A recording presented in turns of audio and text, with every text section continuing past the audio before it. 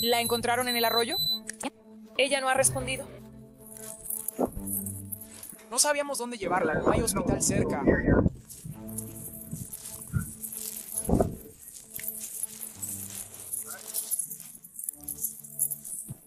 Nuevos documentos del Departamento de Seguridad Infantil de Arizona revelan detalles escalofriantes de una década antes de la muerte de Rebecca Baptiste, de 10 años. Y esto está generando preguntas sobre qué más se pudo haber hecho para proteger a esta pequeña de lo que los fiscales describen como una tortura horrible.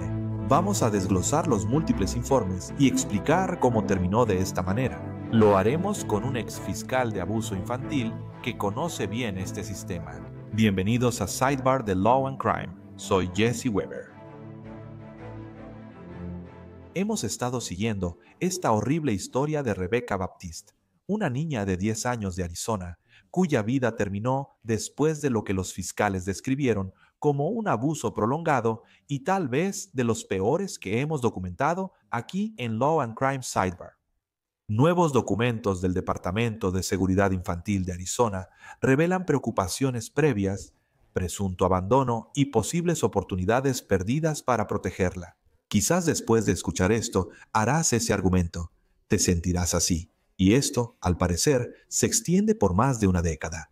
Rebecca y sus hermanos recibieron varias denuncias al Departamento de Servicios para Niños por abuso físico, negligencia y condiciones de vida inseguras durante años. Varias de estas acusaciones se consideraron infundadas. Hubo otras que llevaron a remociones temporales y casos de dependencia, pero finalmente los niños fueron devueltos a su padre. Y los documentos más recientes también muestran que, en el momento de la muerte de Rebecca, algunas de estas investigaciones aún estaban en curso. Recibimos los informes. Antes de entrar en detalles, aquí un resumen para quienes no han seguido el caso. Los fiscales afirman que Rebecca sufrió abuso prolongado por parte de su padre, Ricardo Batiste, de 32 años, y su novia, Anicia Woods, de 29. La hallaron inconsciente cerca de una intersección el 27 de julio y falleció por las heridas 3 días después, el 30 de julio. Eso alegan las autoridades. Ahora, los investigadores afirman que Rebecca vivía en esa casa remota con su padre y Woods, y aparentemente se había escapado varias veces. Las imágenes de la cámara corporal de los primeros en responder son muy difíciles de ver porque muestran un panorama sombrío de lo que encontraron en esa escena. ¿La encontraron en el arroyo? Ella no ha respondido.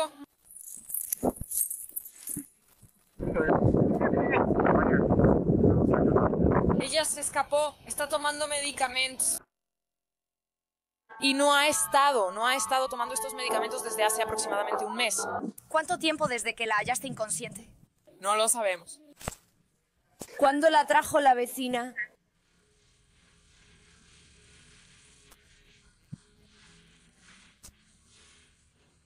¿Tenía algún signo de vida cuando la trajeron contigo? Ella estaba casi igual, respondía poco y aún respiraba sola. Mientras veníamos notamos que el color de sus labios cambiaba, y nosotros solo. Puedes ver el resto de ese video dramático de la cámara corporal en un episodio anterior de Sidebar. Rebecca fue llevada de urgencia al hospital y murió 3 días después. Y los investigadores documentaron lesiones extensas, incluyendo moretones en múltiples etapas de curación, uñas de los pies faltantes, señales de abuso físico y sexual. Ricardo Bautista inicialmente afirmó que las lesiones fueron accidentales, pero aparentemente admitió haber usado fuerza excesiva. Woods mostró poca preocupación por Rebecca, aunque afirmó tener experiencia como asistente de enfermería certificado.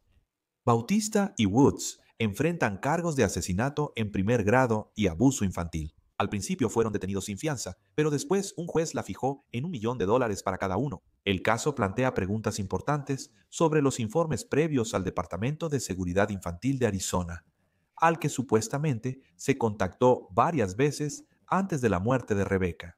Y esto nos lleva a los últimos acontecimientos, los informes oficiales del Departamento de Servicios para Niños que detallan acusaciones de negligencia, abuso y condiciones inseguras que se remontan a 10 años atrás. Vamos a desglosar todo esto. Para ayudarme con eso, quiero invitar a una invitada especial, la profesora de Derecho en Ejercicio y exfiscal de Abuso Infantil y Delitos Sexuales, Marion Braccia. Muchas gracias por acompañarnos. Siempre es un gusto verte. Desde tu experiencia, ¿qué tan típico es que una agencia de bienestar infantil, como Departamento de Servicios para Niños, reciba múltiples reportes durante, ¿qué?, una década sin hallazgos fundamentados, incluso en casos que trágicamente resultan en una muerte? Porque creo que la pregunta número uno que mucha gente tiene es, obviamente, lo que sea que haya pasado aquí. ¿Se pudo haber prevenido? ¿Pudieron haber intervenido? ¿Se pudo haber hecho algo? ¿Cuál es tu opinión al respecto? Así que no tengo estadísticas a nivel nacional, ni ciertamente estadísticas específicas de Arizona sobre la cantidad o la tasa de reportes que se hacen a Departamento de Servicios para Niños y luego eventualmente si hay muertes que resultan de eso. Lo que puedo decir es que en casos como este y en casos de abuso infantil severo, es raro que no haya un historial documentado con Departamento de Servicios para Niños o con el Departamento de Bienestar para la Seguridad Infantil. Así que el hecho de que exista un historial tan sólido y documentado de preocupaciones expresadas, de reportes realizados, de llamadas de ayuda a Departamento de Servicios para Niños por parte de funcionarios escolares, no es poco común. Creo que, lamentablemente, lo que es poco común o singular y trágico en este caso es el hecho de que, por supuesto, hubo una fatalidad como resultado. En el caso de Rebecca Baptiste, hubo acusaciones previas consideradas infundadas, pero otras provocaron remociones temporales y casos de dependencia. ¿Cómo debemos pensar en eso? ¿Cómo interpretan los fiscales y funcionarios de bienestar infantil los hallazgos infundados? ¿Qué significa eso? Sí, desafortunadamente, eso es algo que depende de la ley. Así que eso no es necesariamente algo en lo que los fiscales tendrían alguna opinión o autoridad para tomar decisiones. Así que Departamento de Servicios para Niños está regulado por ciertos estatutos y por lineamientos que dictan que la remoción de un niño de su hogar o de la custodia de sus padres es un recurso de último caso. Es algo que solo se puede hacer si hay un peligro claro e inminente para el niño, si existe un riesgo continuo de daño, de abuso continuo hacia el niño que esté presente, que sea inminente. Y por eso hay un estándar que debe cumplirse para determinar que esas afirmaciones están fundamentadas, no solo que se haya hecho un reporte. Desafortunadamente, ni siquiera si hay evidencia de moretones o de una lesión que está sanando, tiene que ser un peligro presente para el niño.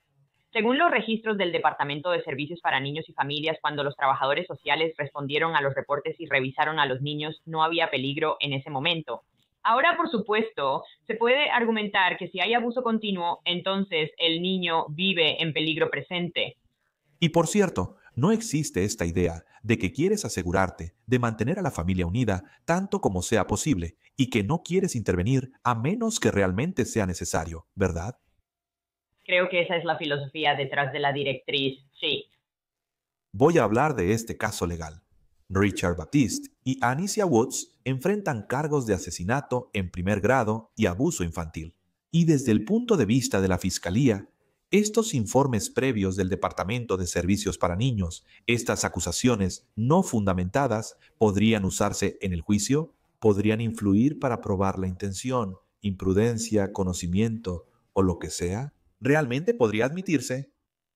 Creo que tal vez sí.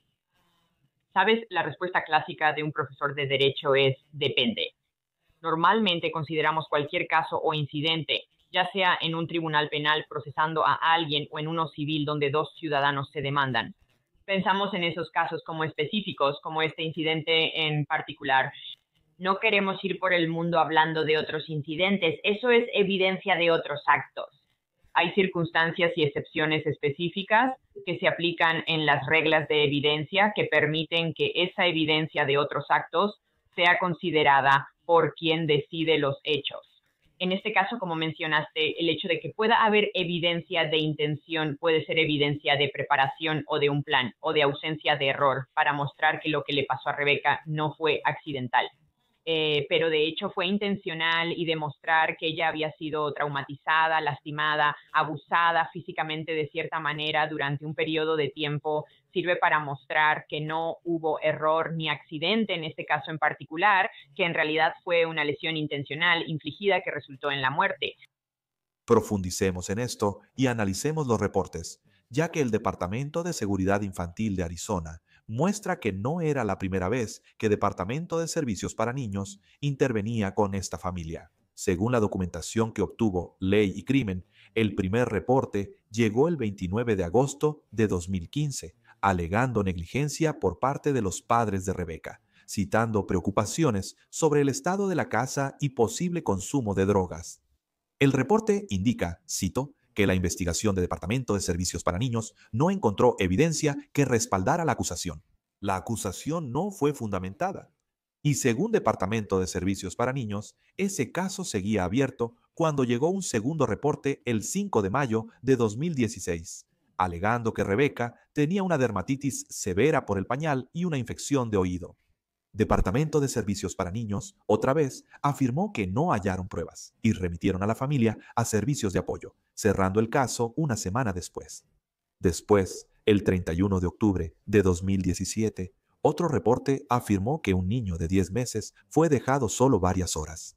Departamento de Servicios para Niños informó que la familia rechazó la lista de recursos y guarderías que se les ofreció. Así que ese caso también se cerró después. Y luego, finalmente, hubo una intervención fundamentada, un caso en el que Departamento de Servicios para Niños realmente retiró a los niños del hogar. Y vamos a llegar a eso, pero primero, profesor, ahora que he dado un poco más de detalles, ¿cuáles son sus pensamientos sobre esto? Cuando ves varios reportes aquí, sé que están limitados en lo que pueden hacer, pero cualquiera que vea esto va a decir, no lo entiendo. Y creo que esa reacción es perfectamente razonable. Y creo que va en contra del sentido común escuchar todos estos casos de terceros tan preocupados que levantan el teléfono y llaman al Departamento de Servicios para Niños y dicen, algo anda mal en este hogar, este niño no está seguro ni cuidado. Estos reportes están siendo encontrados repetidamente, no fundamentados. Así que creo que tus oyentes tendrían razón al decir que algo andaba mal, que alguien pasó por alto algo bastante importante aquí. Pero, de nuevo, Departamento de Servicios para Niños va a basarse en el lenguaje de su estatuto y en el lenguaje de sus regulaciones que dicen que el peligro para el niño debe ser inminente y presente. Y esos factores que debían ser reportados nuevamente a sus trabajadores sociales faltaron en este caso. Así que después de 4 años de reportes, ¿verdad? Desde 2015 hasta 2019, no hubo ninguna intervención significativa que realmente ocurriera.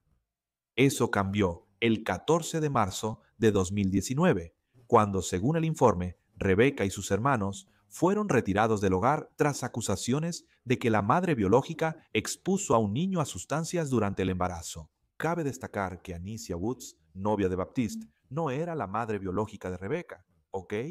Se presentó una petición de dependencia en la Corte Superior del Condado de Maricopa y se brindaron servicios a la familia. Este proceso permitió que Richard Baptiste obtuviera la custodia total de los niños en 2022, reuniéndose con su padre. Los casos de dependencia se desestimaron en 2023 y 2024. Ahora, por cierto, en realidad estamos hablando de algo que está sucediendo aquí, profesor. Cuando la intervención está fundamentada, se trata de una remoción. ¿Cómo funciona y qué debemos considerar? Así que es una intervención de muy alto nivel.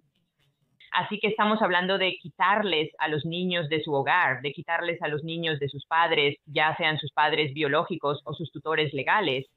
Y ciertamente no es una separación permanente. Creo que en Arizona el periodo de separación es de 72 horas para realizar una investigación, para investigar el hogar y para que los niños sean colocados en un lugar de emergencia con una familia de acogida o un sitio de acogida autorizado.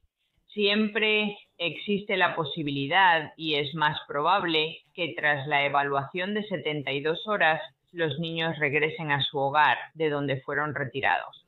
Pero si después de ese periodo de 72 horas se determina que el hogar no es seguro para regresar, que si los niños regresaran el peligro seguiría presente, entonces los niños pueden ser colocados de manera más permanente en cuidado de crianza.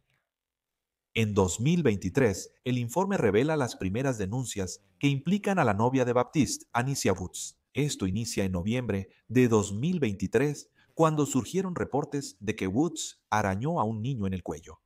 La investigación del Departamento de Servicios para Niños determinó que esa acusación, otra vez, no tenía fundamento. Según el informe, se brindaron apoyos comunitarios a la familia y todos los demás servicios fueron rechazados por la familia. Entonces, rápido, profesor, ellos no tienen que aceptar los servicios, ¿verdad? ¿Y eso no es una señal de advertencia?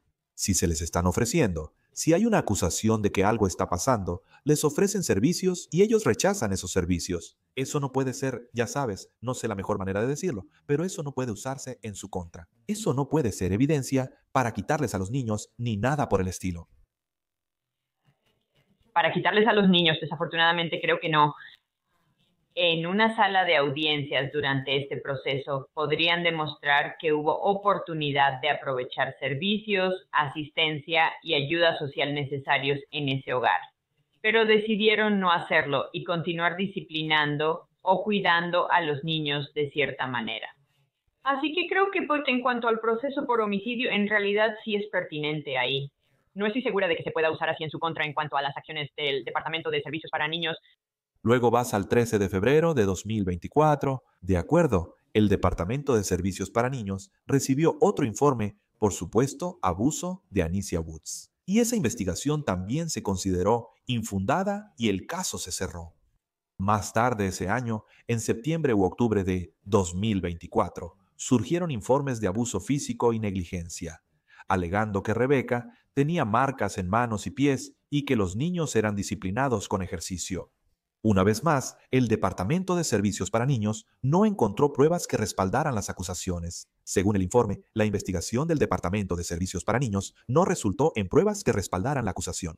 Las acusaciones no fueron fundamentadas. El caso se cerró el 18 de noviembre de 2024. Profesor, no estoy tratando de echarle la culpa a nadie aquí, pero tengo que preguntar, ¿ha habido demandas? ¿Han enfrentado acciones legales los servicios de protección infantil antes? No digo que deba suceder aquí. No estoy diciendo que ellos tengan la culpa. Solo estoy haciendo la pregunta. Oh, claro que sí ha habido, Jesse. Claro que sí ha habido. Yo no sé específicamente sobre Arizona. Es posible demandar civilmente a una agencia de servicios sociales. Así que la herencia o los sobrevivientes de Rebecca Baptiste ciertamente estarían en su derecho de investigar acciones legales o causas legales contra el Departamento de Servicios para Niños.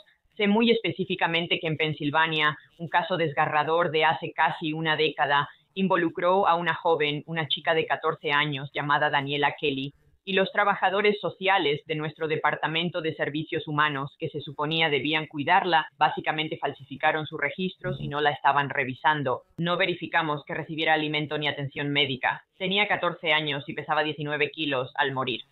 Y esas dos trabajadoras sociales fueron procesadas y condenadas por homicidio involuntario. Es posible que haya remedios civiles y penales ante la negligencia de los servicios sociales. Me alegra que hayas aclarado y ampliado ese punto. De nuevo, no estoy diciendo que eso sea lo que deba pasar aquí, pero cuando ves estos múltiples reportes y al menos un caso en el que hubo una intervención comprobada, solo me pregunto, vayamos al 16 de enero de 2025, hace unos meses, y hubo un reporte alegando que Ricardo Baptiste hizo que Rebecca corriera como castigo, sin, por cierto, pausas para ir al baño o tomar agua. El 19 de mayo de 2025 se alegó que Woods le dio nalgadas a Rebecca y sus hermanos. Así que Departamento de Servicios para Niños intentó involucrar a la familia, pero perdieron el contacto cuando se mudaron a Concho, Arizona. La investigación seguía en curso cuando las lesiones de Rebecca, que según fiscales y autoridades serían fatales, se reportaron el 27 de julio de 2025 Tras la muerte de Rebecca, Departamento de Servicios para Niños actuó de inmediato y, tras evaluar la seguridad infantil, retiró a los otros niños y los llevó a un hogar de acogida autorizado. Se investigó junto con la oficina del sheriff del condado de Apache. El departamento continúa brindando servicios a los hermanos de Rebecca. Supongo, profesor, que era el momento adecuado. Después de algo así, no tenían opción. Pero al mismo tiempo sí, no sé. ¿Qué opina de esa respuesta? Es ciertamente preocupante, por decirlo menos, ¿verdad? Creo que, de nuevo, Departamento de Servicios para Niños diría, escuchen, estos son los estatutos. estos son los reglamentos por los que nos regimos. Y si va a haber algún cambio en lo que podemos hacer en cuanto a la remoción, en cuanto a intervenir de manera más agresiva, en cuanto a tener más o un contacto más agresivo con la familia cuando llega un reporte, entonces estos reglamentos y estas directrices, estos reglamentos y estos estatutos necesitan ser enmendados. Deben corregirse administrativamente y legislativamente. Pero hasta que ese momento, Departamento de Servicios para Niños siempre afirmará que están obligados por sus reglas de gobierno. Y dos desafíos que me pregunto aquí son, 1. ¿Cómo los oficiales de Departamento de Servicios para Niños saben ellos, oye, algo es disciplina, algo es crianza versus algo es abuso, ¿verdad? Tal vez el ejercicio podría haber una razón benigna para eso. Y 2. Si tienes una familia que se muda, estoy seguro de que eso también es un factor que complica las cosas. Creo que tienes razón en ambos puntos. Creo que hay mucha jurisprudencia que distingue entre el castigo corporal como disciplina infantil y cuando llega al nivel de abuso. Creo que en este caso hubo una entrevista documentada con el padre y él sí admitió haberle pegado al niño con un cinturón, pero no se suponía que causara el daño que causó. No se suponía que dejara moretones tan profundos como los que dejó. Así que reconoce que estaba usando el cinturón como disciplina, pero puede que haya cruzado la línea. Así que un caso como ese es un buen ejemplo de cómo los estados sí reconocen que los padres tienen derecho a disciplinar a sus hijos como mejor les parezca. Y si eso significa que en ciertas familias se acepta el castigo corporal, los estados respetan esa decisión, pero siempre tienen en cuenta que el castigo corporal puede cruzar la línea hacia el abuso muy rápidamente. Tras la muerte de Rebecca, el Departamento de Seguridad Infantil de Arizona emitió esta declaración. El departamento está trabajando en estrecha colaboración con las autoridades para asegurar que quienes cometieron este acto atroz sean plenamente responsables. El equipo está realizando una revisión del caso de Rebecca para determinar qué factores pudieron haber afectado el resultado de este caso.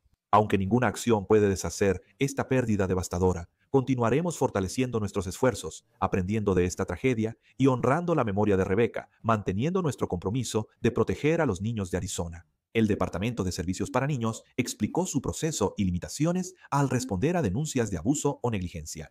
El departamento primero determina si el niño está en peligro inmediato. El peligro inmediato es observable, está fuera de control y ocurre en el presente, poniendo al niño en riesgo si no se actúa de inmediato. La intervención inmediata es una opción para controlar la amenaza a la seguridad. La remoción es la más extrema.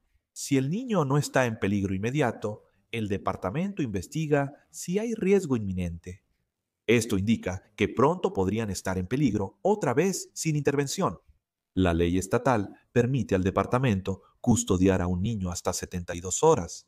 Un hallazgo puede fundamentarse sin remoción. Esto indica que el departamento tiene pruebas suficientes para creer que hubo abuso o negligencia, según la evidencia, pero no fue necesario retirar al niño para protegerlo. Esto es justo lo que hemos mencionado sobre las limitaciones de las pautas. Ahora, según informes de KTVK, la fiscal del condado de Maricopa, Raquel Mitchell, aparentemente les dijo a los reporteros que está indignada por la forma en que se manejó este caso y que su oficina está investigando esto. Estoy hablando de qué información llegó, a quién se le dio, qué pasos tomaron. Me refiero a un análisis detallado de lo que pasó y dónde estuvo la falla. Y realmente es solo hasta que tengamos ese entendimiento completo de dónde estuvo la falla que podemos empezar a solucionarlo. No quiero arreglar algo sin saber que se rompió. Algo estaba roto. Mientras tanto, la escuela de Rebecca en Power College Prep, responsable de las llamadas, emitió esta declaración. La pregunta es, ¿qué modificará el departamento en sus políticas, criterios y procedimientos para asegurar que, ante varios reportes obligatorios, se actúe con urgencia, coherencia y seguimiento adecuado?